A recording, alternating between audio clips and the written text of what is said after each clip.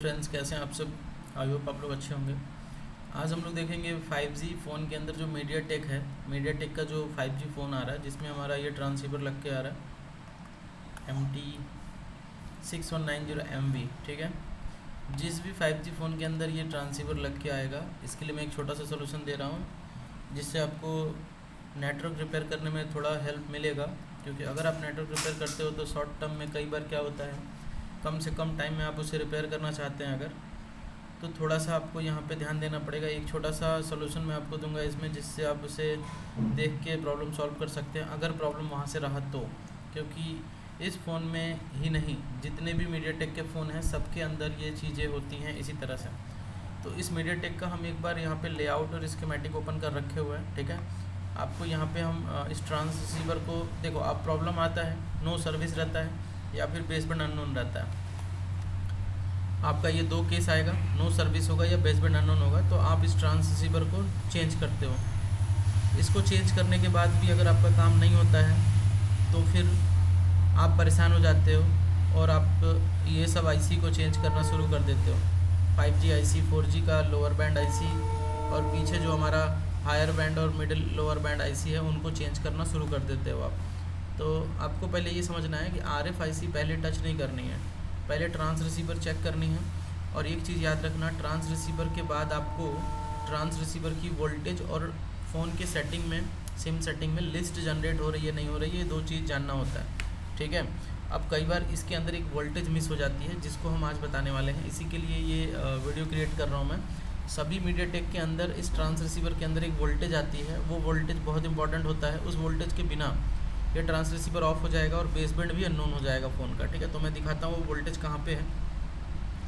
देखो, इसका स्कीमेटिक हम पहले ओपन करेंगे। ठीक है, यहाँ पे ये दिख रहा है U3501, इसका नंबर हम कॉपी करके यहाँ पे सर्च करेंगे।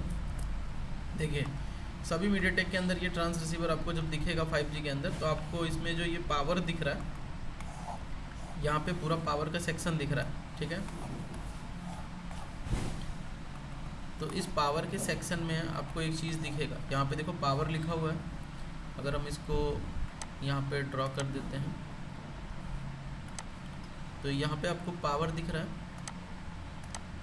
ये पूरा आपको पावर दिख रहा है यहाँ तक। इसमें एक पावर आपको नीचे दिखेगी VIO, यहाँ जो दिख रही है VIO, मैं इसको अभी थोड़ा बड़ा करके दिखाता हूँ। देखो यहाँ पे ये पूरा पावर यहाँ से शुरू है नीचे तक, यहाँ तक।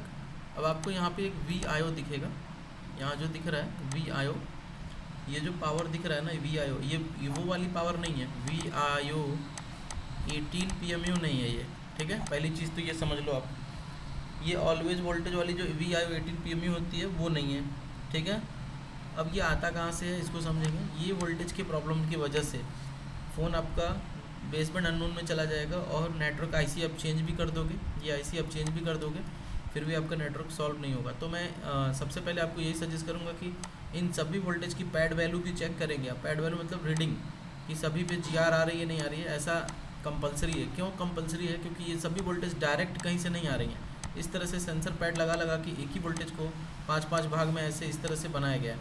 और ये एक ही वोल्टेज, और यहाँ पे एक पैड लगी हुई है, यहाँ पे पैड लगी, सेंसर पैड लेयर के अंदर होते हैं और यहाँ से वोल्टेज आ रही है इस तरह से, और ये इतनी भाग में बट गई है।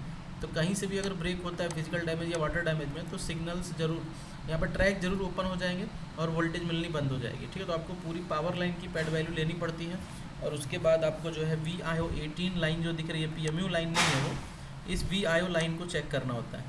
ये जो VIO वोल्टेज की लाइन है, इस लाइन को चेक करने के लिए आपको पहले स्कीमेटिक पे आना पड़ेगा। और स्कीमेटिक पे आने के बाद आपको यहाँ पे मैं दिखाता हूँ। देखो, ये वोल्टेज लाइन आपको चेक करना है। ठीक है, इस वोल्टेज की वजह से भी आपको प्रॉब्लम आती है और इसके वजह से आपका सीधा सीधा बेसबैंड अननोन हो जाएगा।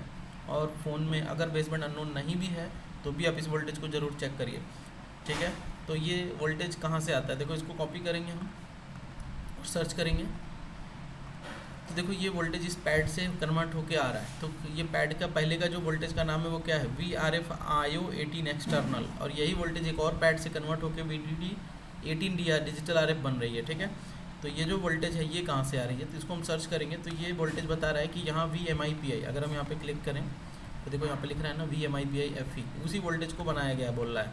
लेकिन नहीं, उस वोल्टेज को नहीं बनाया गया, उस वोल्टेज को इस वोल्टेज से बनाया गया। एक बार हम इसी वोल्टेज को और सर्च, अगर यहाँ पे आप मिस करोगे तो फिर दूसरे डायरेक्शन में चले जाओगे, आपको लगेगा VMIPI से चल रहा है। लेकिन अभी इसी को और सर्च करो आप, एक बार और सर्च करो आप, एक बार और सर्च करो तो देखो यहाँ पे क्या आ गया, एक external VIO18 LDO option for power leakage from UART port on product line. यहाँ पे जो ये IC दिख रही है इसमें आपको दिख रहा है एक VS1 PMU हायर LDO आ रही है और एक इनेबल आ रहा है। इनेबल आ रहा है RF पावर ऑन नाम से, ये RF पावर ऑन CPU से आएगा। ये इनेबल कहाँ से आएगा, CPU से आएगा। ये इनेबल CPU से आएगा, CPU से आएगा। ये रजिस्टर NC है, ये वाला यूज़ नहीं किया गया है।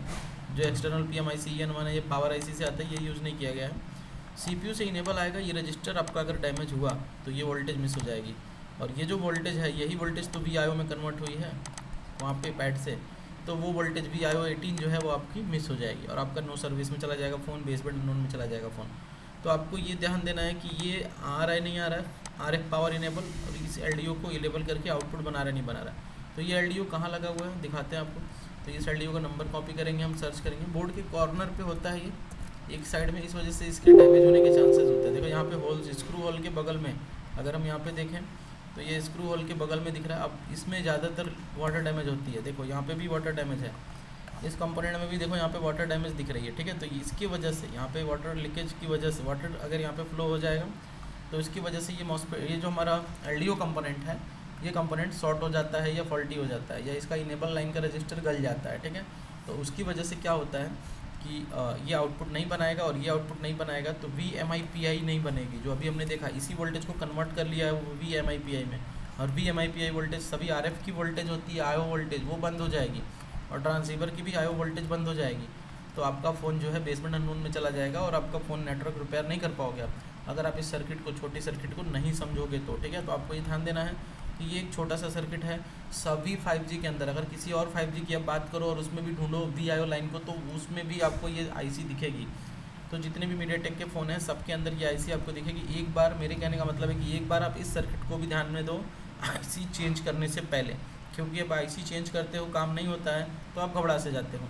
तो ये काम आपको करना है। इसी तरह के बहुत सारे सोल्यूशन हमारे पास पड़े हुए हैं छोटे छोटे जो 5G से रिलेटेड है, कॉलकॉम, मीडियाटेक, एक्साइनस के अंदर। अगर आपको ये सीखना है तो आप हमारे ऑनलाइन कोर्स को ज्वाइन कर सकते हैं, जिसमें आपको इस तरह के छोटे छोटे पॉइंट, अभी इस ट्रांस रिसीवर के अंदर एक ऐसा एग्जैक्ट पॉइंट है जिसको आप चेक करके, मतलब इस ट्रांसीवर के अंदर फिक्स पॉइंट है, जिस लाइन को आप चेक करोगे वही उसकी एक्टिवेशन लाइन है। मतलब कि जैसे अगर हम बात करें कि जो हमारा ट्रांस रिसीवर है, ठीक है, हमारा ट्रांस रिसीवर है, उसको ऑन होने के लिए, ये VIO को कॉपी करके हम चलते हैं, उसको ऑन होने के लिए ये VIO आ गया हमारा 6190 MV या M जो है, इसको ऑन होने के लिए एक रिक्वायरमेंट होती है, कितनी पावर्स इसके अंदर आनी चाहिए, कौन कौन सी सिग्नल हम चेक कर लें। बाकी सारी ट्रैक इसमें चेक करने की, ये सारी ट्रैक चेक करने की ज़रूरत नहीं पड़ती है, सभी ट्रैक नहीं चेक करनी है, कुछ ही फिक्स ट्रैक हैं जिनको चेक करना है। पावर की तो पूरी चेक करनी है, यहाँ डिजिटल IQ चेक करनी है, MIPI में कौन सी चेक करनी है, TX0 चेक करनी है नहीं करनी है, TX1 चेक करनी है नहीं करनी है। ये TX0 4G के लिए यूज़ होता है, TX1 5G के लिए यूज़ होता है। तो ये जाता कहाँ पे है, बाकी इसके अंदर जो DRX PRX के सेक्शन बनाए इनको चेक करना है नहीं करना, किस कंडीशन में चेक करना है, ये सारी चीज़ें हमारे कोर्स के अंदर बताई जाती हैं, जिसमें आपको एडवांस लेवल पे पूरी चीज़ें मिलेंगी। स्कीमेटिक्स से सारी चीज़ें ट्रेस कर पाओगे आप, ठीक है। तो अगर आप चाहते हो मोबाइल रिपेयरिंग का 5G लेवल का बूट सीक्वेंस और नेटवर्क सेक्शन डीप में सीखना, तो आप हमारे ऑनलाइन कोर्स को ज्वाइन कर सकते हो, जिसमें आपको कंप्लीट नॉलेज मिलेगा 5G का, और इस तरह से जो हमने छोटे छोटे सॉल्यूशंस बना रखे हैं वो भी आपको मिलेगा, जिसके थ्रू आप जो है अच्छे लेवल पे मार्केट में काम कर पाओगे, ठीक है। अगर आप चाहते हो वीडियो कोर्स परचेस करना तो आप हमारे इस वेबसाइट पे आ सकते हो, और यहाँ स्टार्ट कोर्स पर क्लिक करके यहाँ पे अभी 4000 पे आपको ये कोर्स मिल रहा है, जो कि एडवांस कोर्स है। इस कोर्स पर क्लिक करो, अपनी ID रजिस्टर करो यहाँ पे और लॉगिन करके ऑर्डर प्लेस करो, ठीक है। ऑर्डर प्लेस करने के बाद आपको इन्फॉर्म किया जाएगा, आपको पेमेंट प्रोसेस पूरा होगा, फिर आपकी वीडियोज़ एक्टिव हो जाएंगी। इसी स्टार्ट कोर्स पर क्लिक करके यहीं से आप जाके अंदर वीडियो देख पाओगे, ठीक है। तो इस तरह से आप जो है हमारे ऑनलाइन वीडियो कोर्स को भी परचेज कर सकते हो, आप हमारा ऑनलाइन लाइव क्लासेस भी ज्वाइन कर सकते हो। विद इन वीक एक न्यू बैच स्टार्ट होने वाली है, तो जिनको भी ज्वाइन करना है जल्द से जल्द सीट कंफर्म कर लें, क्योंकि लिमिटेड सीट है, उसमें ओनली 10 स्टूडेंट ही रहते हैं, तो लिमिटेड सीट है। तो आपको अगर करना है तो सीट कंफर्म पहले कर लें। और बैच स्टार्ट होने वाली है ऑनलाइन और ऑफलाइन दोनों बैच। जून बैच की सीट बुकिंग चल रही है, उसमें भी जो इंटरेस्टेड हैं वो कर सकते हैं। लिमिटेड सीट उसमें भी अवेलेबल है, लगभग सीट फुल होने ही वाली है। तो जिनको भी करना है वो जल्द से जल्द जो है इन्फॉर्म करें, जिनके लिए यहाँ पे अरेंजमेंट सेट किया जाए, ताकि वो यहाँ पे आके रहने और पढ़ने में उनको कोई प्रॉब्लम ना हो। ठीक है, मिलते हैं किसी दूसरे वीडियो में नए टॉपिक के साथ। Thank you.